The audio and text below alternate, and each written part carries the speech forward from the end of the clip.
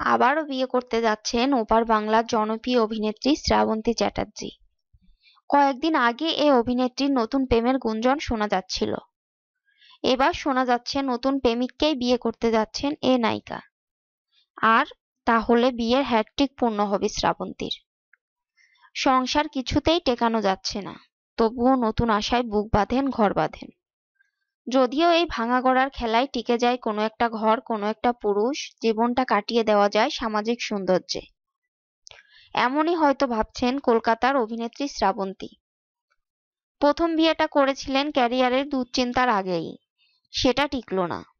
এরপর বেশ কয়েকজন নায়ক ব্যবসায়ীর সঙ্গে তার প্রেমের খবর পাওয়া গেছে। সব গুঞ্জন থামিয়ে ভালোবেসেই শ্রাবন্তী বিয়ে করেছিলেন মুম্বাইয়ের মডেল কৃষ্ণ বিরাজকে। বছর যাবার আগেই চলে গেল সেই দাম্পত্য জীবনের মুগ্ধতা। তার সঙ্গে বিচ্ছেদ চূড়ান্ত হয়েছে সম্প্রতি। এরপর তিনি জড়িয়েছেন নতুন প্রেমে। এবার শোনা যাচ্ছে এই প্রেমিককেই বিয়ে করতে যাচ্ছেন তিনি। দ্বিতীয় বিয়ের প্রস্তুতিও নেওয়া শুরু করেছেন। পাত্রের নাম রোশন সিং ওরফে মন্টি।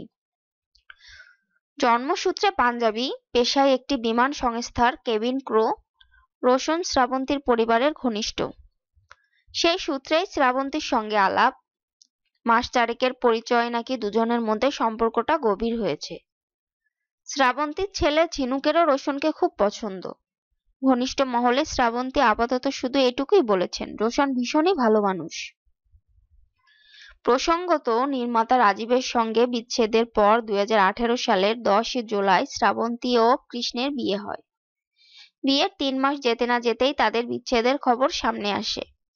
তবে কেন তাদের বিচ্ছেদ হলো তা নিয়ে এখনো শ্রাবন্তী কিংবা কৃষ্ণ মুখ খোলেননি।